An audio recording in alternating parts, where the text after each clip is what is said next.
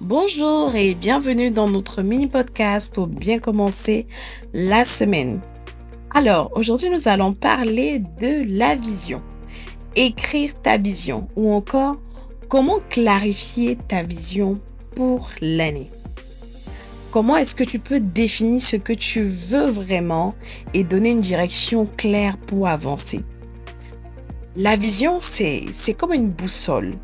Elle te guide et te motive à chaque étape de ta vie.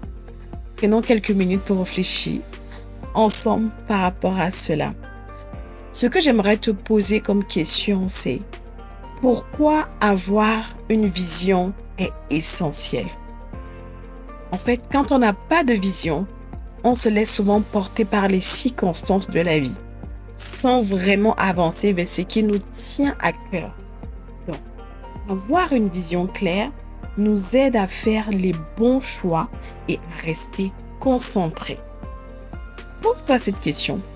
À quoi est-ce que j'aimerais que mon année ressemble? Peut-être que tu veux évoluer dans ta carrière, peut-être que tu veux passer plus de temps avec tes proches, ou encore améliorer ton bien-être, ton style de vie, gagner beaucoup d'argent, ou être leader dans ce que tu fais, apprendre de nouvelles choses. La clé, c'est de réfléchir à ce qui compte le plus pour toi. Maintenant, crée une vision simple et inspirante. Prends un moment pour imaginer ton futur idéal. Qu'est-ce que tu aimerais accomplir d'ici la fin d'année? Quel changement peut te rendre fier? 2. Sois concret. Par exemple, au lieu de dire je veux être en meilleure forme, dis plutôt je vais marcher 30 minutes tous les jours. Il faut aussi avoir un cahier ou un carnet pour écrire tes idées. Une vision écrite devient plus réelle et vous pouvez y revenir quand vous en avez besoin. Même dans la Bible, il y a dans le passage d'Habakkuk où c'est noté « Écris ta vision ». Donc, chacun de nous devrait écrire sa vision.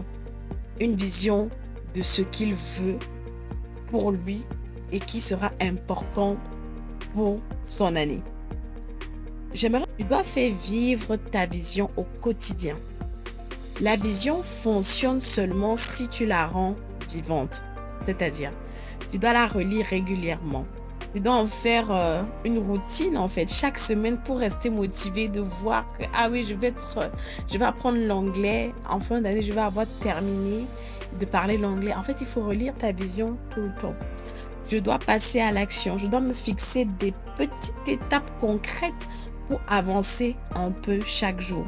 Je dois aussi partager ma vision, du moins en parler à quelqu'un qui me soutient.